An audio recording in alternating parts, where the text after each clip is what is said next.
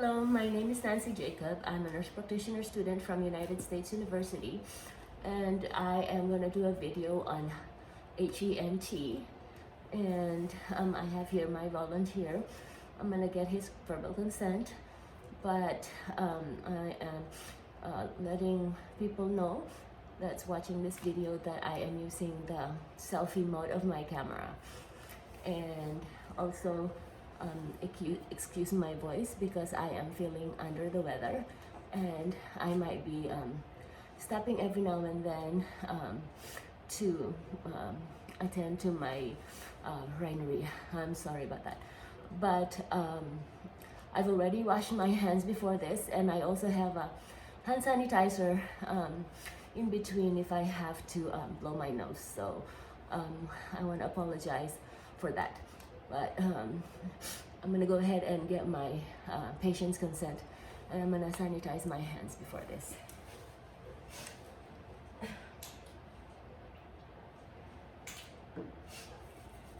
Hello, my name is Nancy Jacob. I am a nurse practitioner student from United States University.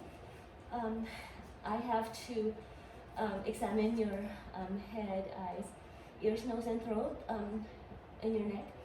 Do you consent to have those procedures performed and recorded, uploaded on YouTube as unlisted for my professor to see and grade? Yes, I consent. Thank you. So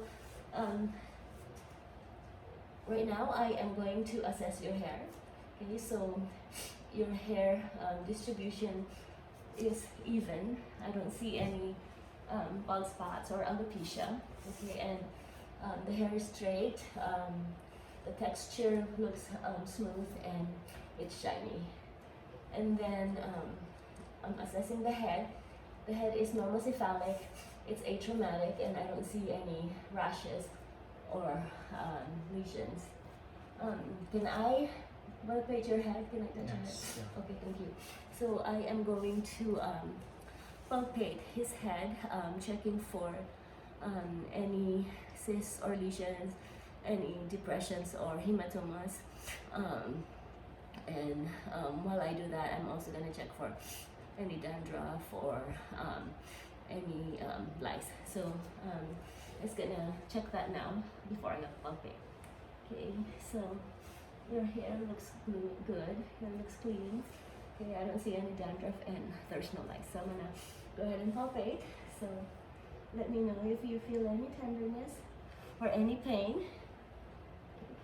I don't feel any cysts or lesions.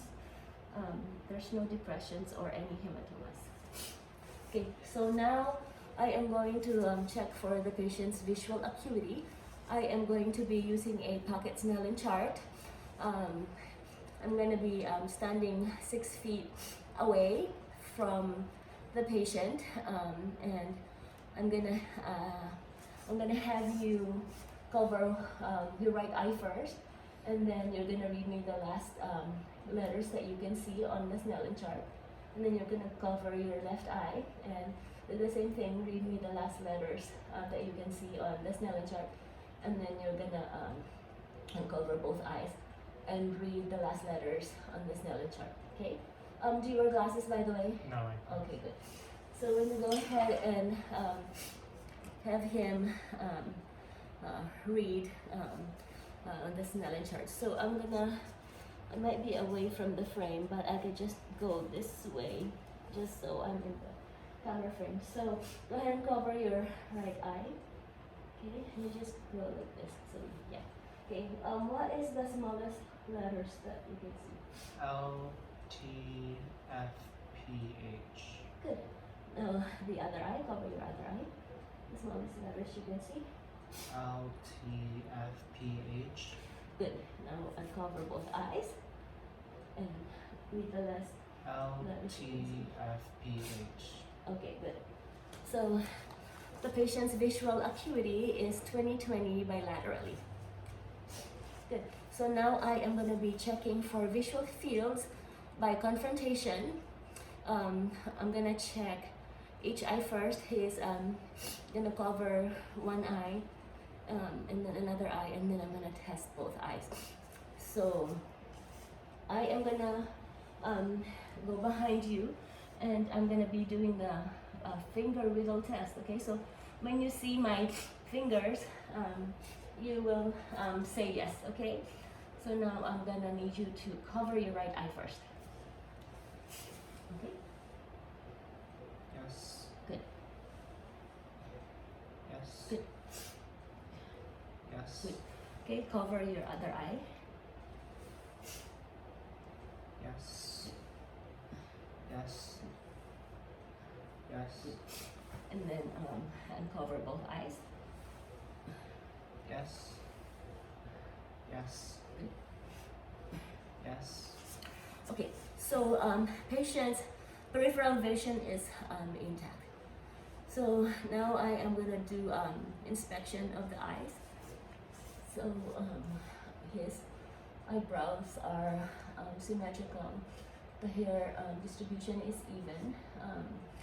I don't see any ptosis, no exophthalmos. The eyelids are equal. I don't see any swelling. There's no hordeolum or chelation. There's no sunphilasma. So can I touch your lower lids just to check for? Okay, I'm gonna. All right, so go ahead.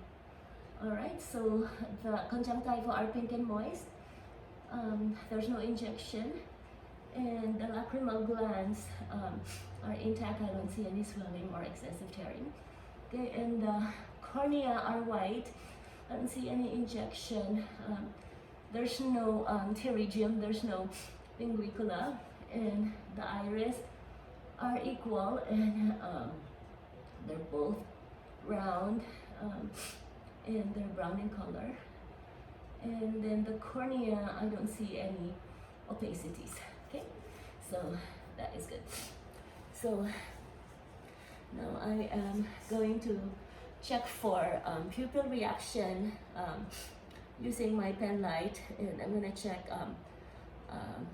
direct light and consensual light. So I am gonna use this pen light. So the normal reaction when I use the pen light on the pupils is constriction. So I am gonna do that now. So this is pupil reaction by direct light.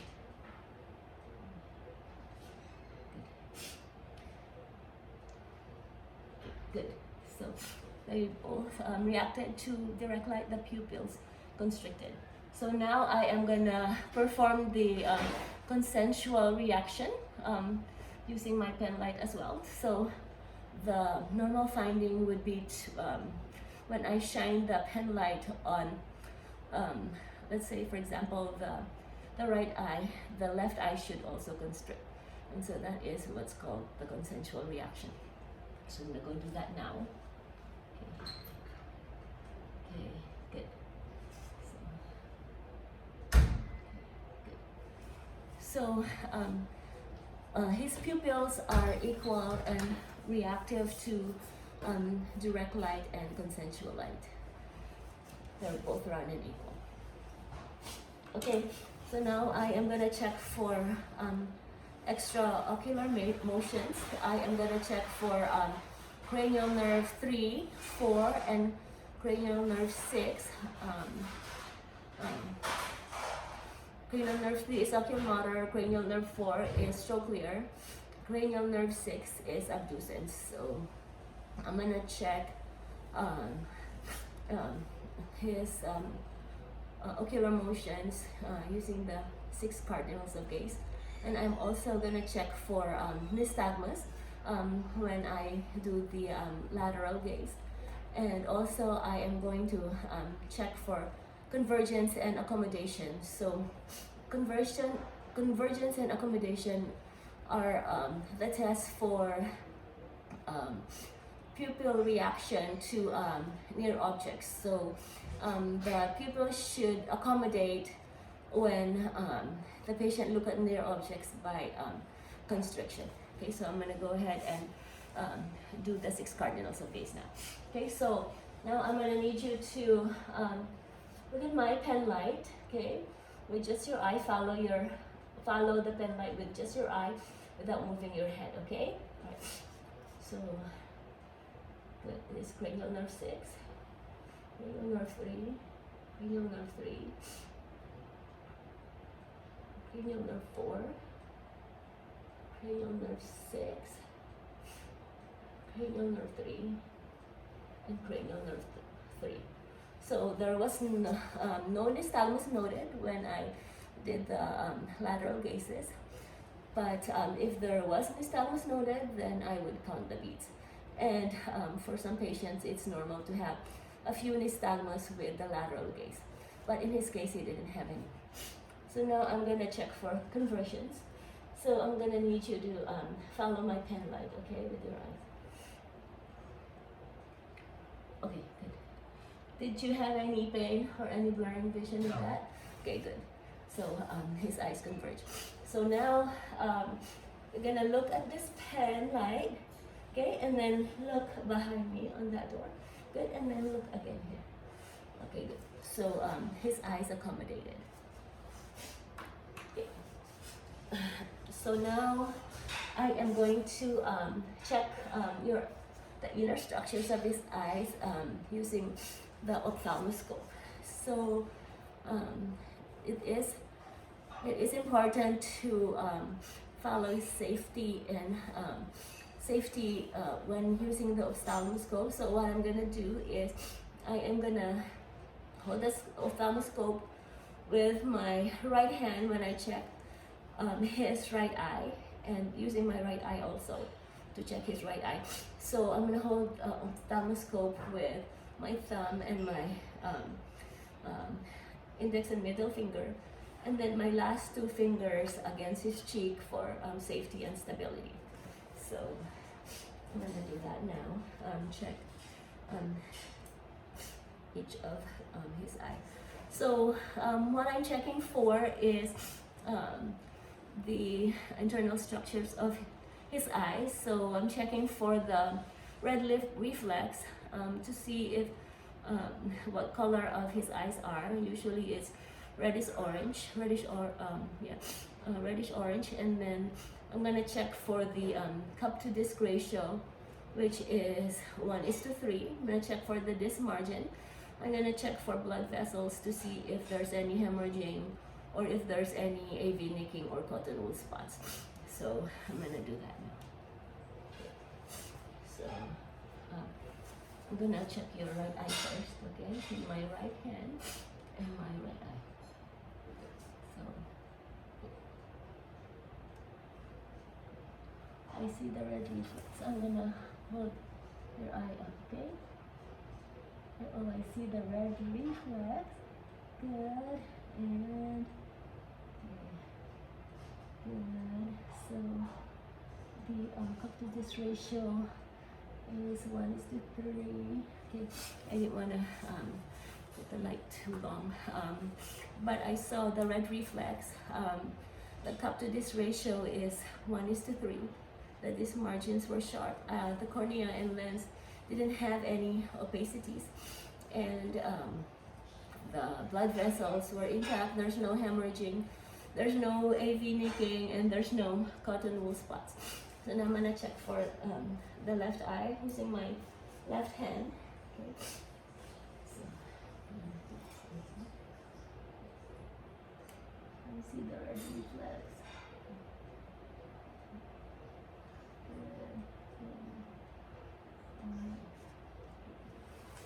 Right. So I was also able to see on his left eye that so both colors, both eyes have reddish orange color. I was able to see the cup to disc ratio, which is 1:3, and the disc margins are sharp bilaterally on both eyes, and the cornea have no opacities on both eyes, and the blood vessels are intact. There is no AV nicking and no cotton wool spots, and there's no hemorrhaging that I saw. Okay, so now I am going to check your nose. Okay, so I'm inspecting his nose. His nose is midline. I don't see any deviation. There's no swelling um, um, there is no scars or any lesions. So I'm gonna palpate your nose, okay? Okay. And then you're gonna tell me if there's any pain or tenderness. No. No? Okay, good. So now I'm gonna palpate his sinuses, the frontal sinuses and the maxillary sinuses. And then you're gonna tell me if you have any pain or tenderness, okay? Alright, so frontal sinuses are up here. Any pain? No. Okay, no tenderness on that. Okay, so his there's no pain on palpation with the nose and no pain on palpation with the frontal and maxillary sinuses. So now I am gonna check the nasal mucosa using my otoscope, and I'm using a new rubber tip on my otoscope. So I'm gonna check for the nasal mucosa. They should be pink and moist, and the turbinates should be intact with no swelling, and they should also be pink. Okay, so can you lift your look up for me?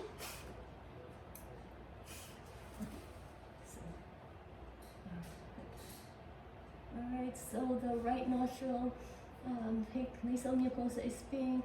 I don't see any swelling. It's moist. There's no polyps, and the turbinates are intact. There's no discharge or any secretions on the right nostril. By the way, I forgot to mention that I am using the selfie mode of my camera right now. So on the left nares, it also looks pink and moist, and I don't see any swelling, no discharge, no secretions, and the turbinates are intact as well, and there's no polyps as well. Okay, good. So now I'm gonna check for the nasal airflow and for the sense of smell. So I'm gonna have you cover one nostril, and then you're gonna take a deep breath, and then cover the other nostril and take a deep breath, okay? All right, so go ahead and cover your right nostril and take a deep breath. Okay, good. All right, and the other nostril, take a deep breath. Deep breath. Okay, good. So both of his nostrils are patent right now, and the airflow is good. So now I am going to have you close your eyes. I'm going to have you smell some items, and you're going to tell me what they are, okay? So you're going to cover your one nostril, the right nostril, okay, good. And then you tell me what you smell. Onion. Okay, good.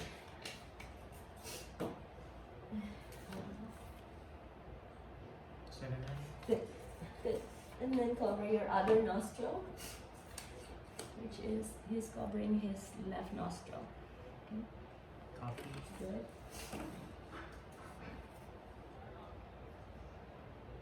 Cinnamon. Good. Okay, that's good.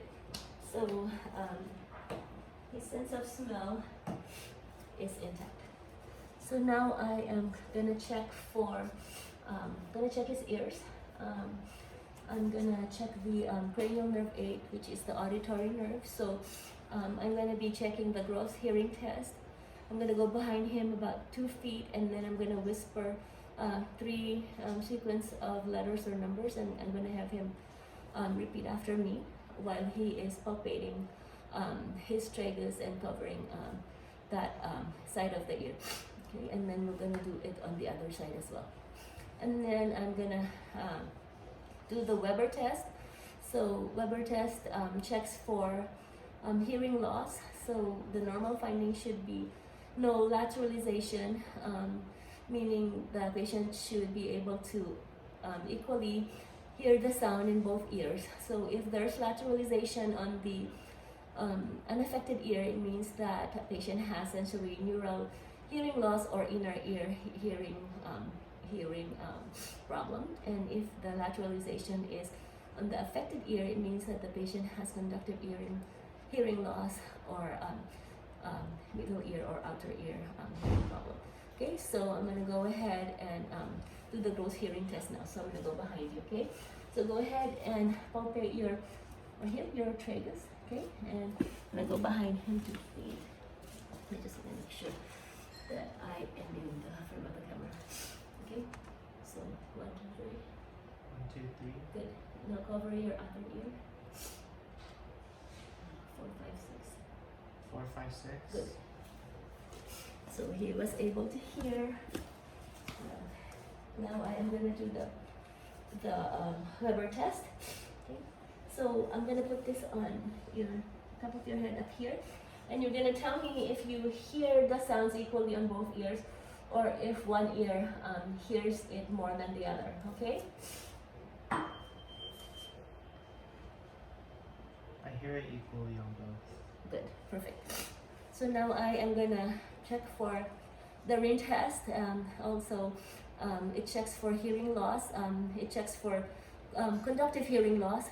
The normal finding should be air conduction is greater than bone conduction. So I'm gonna put this tuning fork, which is 512 hertz, behind the mastoid bone and then adjacent to his ear. So I'm gonna do that now. And you're gonna tell me when you stop hearing it. No. Okay, good. You still hear it? Yeah. Good. Okay, and then the other ear.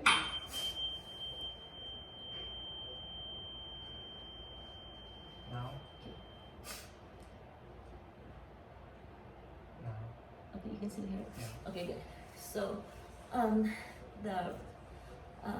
his cranial nerve 8 auditory nerve is intact because he was able to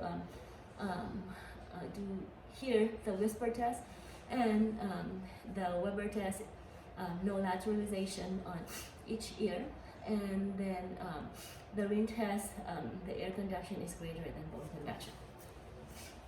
Okay, so now I'm gonna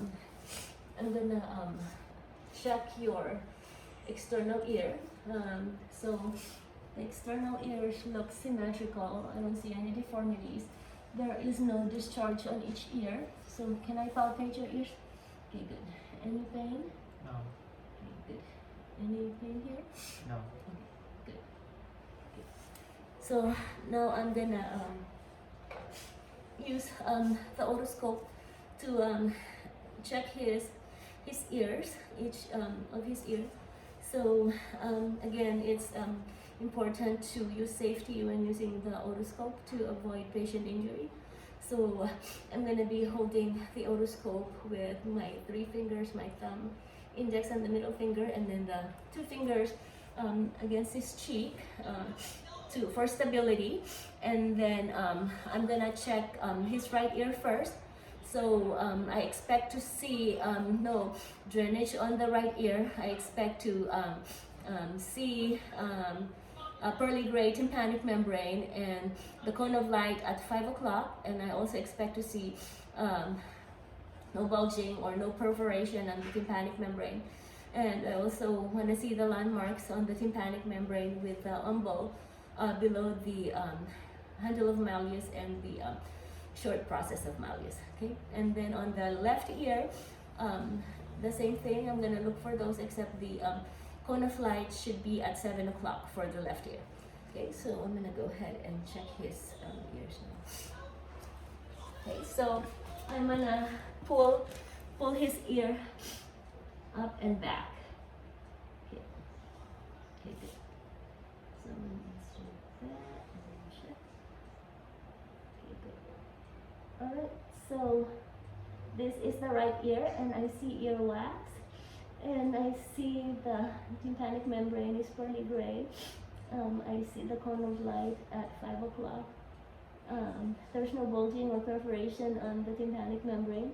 The umbo, I see the umbo above the handle of malleus and the short process of malleus. Okay, that's good. And I don't see any drainage or any other abnormalities. Okay. Now I'm gonna check the left ear. Again, I am gonna pull the ear up and back. Okay, and again, I see earwax, and the tympanic membrane is pearly gray. The cone of light is at 7 o'clock because it's at the left ear. There's no bulging or perforation on the tympanic membrane. The umbel is below the handle of Marlius and the short process of Malleus. And I don't see any discharge or any other abnormalities. Okay, so your ears look good.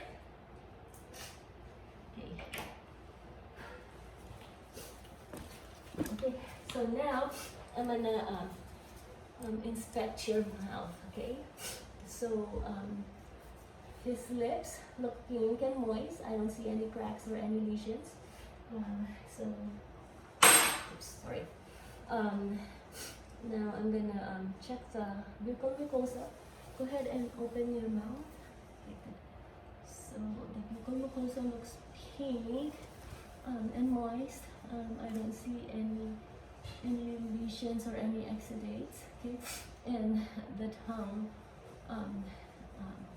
with the papilla has no cuts or any burns. Okay, and go ahead and lift your tongue up to see the salivary glands. Okay, so I don't see any stones on the salivary glands under the tongue, and also on the right cheek, the salivary glands, there's no tears. Okay, and the left one, the salivary gland has no tear. Okay, good.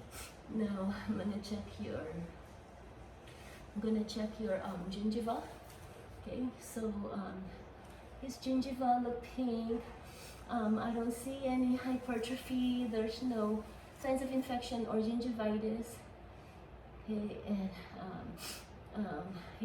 there's no dentures on his teeth. There's no caries. There's no abscess or any abnormalities. Okay, and then go ahead and stick your tongue out and say ah. Good. Okay. So the uvula went forward when he said ah. Okay. And I see the uvula is midline. It's intact. There's no deviation on the uvula, and there's no redness or any swelling also. And then the tonsils are grade 1. I don't see any exudate or any swelling as well. Okay, good. So now I'm gonna check for his tongue strength, which is the cranial nerve 12 or hypoglossal. So go ahead and move your tongue side to side. Good. And then push your tongue on your cheek against my hand. Okay, and the other side. Okay, the tongue is really strong. Okay, good. So now I'm also gonna check his soft palate.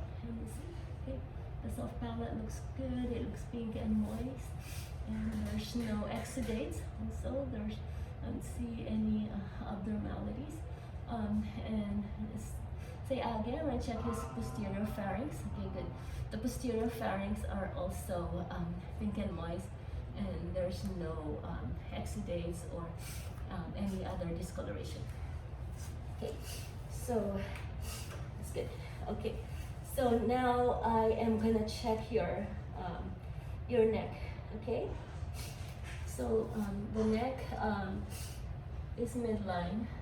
I don't see any I don't see any nodules or any visible lumps, and there's no discoloration or any acanthosis. So I'm gonna check the next range of motion. Check for flexion, hyperextension, rotation, and lateral motions. So I'm gonna check for flexion. So go ahead and touch your chin towards your chest. Okay. Good. That is flexion. And then look up to the ceiling. That is hyperextension. Do you have any pain when you do that? No. Good. Now turn your head to the right side. Okay. That's rotation. And then other side. Good. That's rotation. Any pain? No. Okay, good. Now touch your ear on your right shoulder. Okay, good. Good. and then another shoulder. Okay, good. So his neck extension, his neck hyperextension, lateral motions, and rotation of his neck, he was able to perform it without pain or any difficulty. Okay, so now I'm gonna check his spinal accessory muscle, which is cranial nerve, cranial nerve 12, I believe. Okay, so no, sorry, it's cranial nerve 11. So I'm gonna check his spinal accessory, cranial nerve 11. So I'm gonna check his trapezius muscles.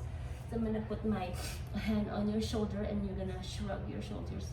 Okay, good. His shoulders are really strong.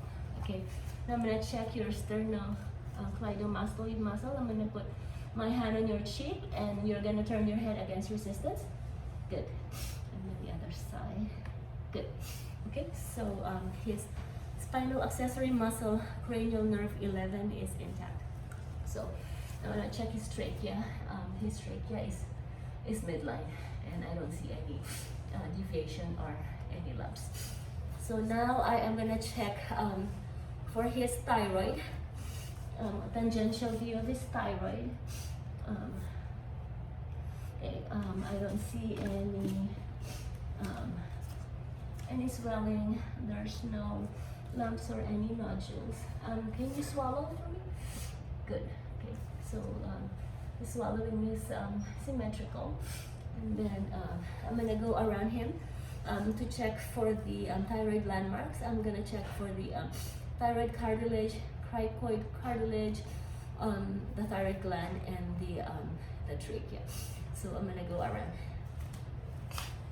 Okay. So I'm gonna I'm feeling for his thyroid cartilage, and then the next one I feel is the cricoid cartilage, and then I feel his thyroid gland, and then the trachea. Okay. And then I'm feeling for his thyroid as well, and I don't feel any lumps. Go ahead and swallow. Okay, good. His swallowing is symmetrical.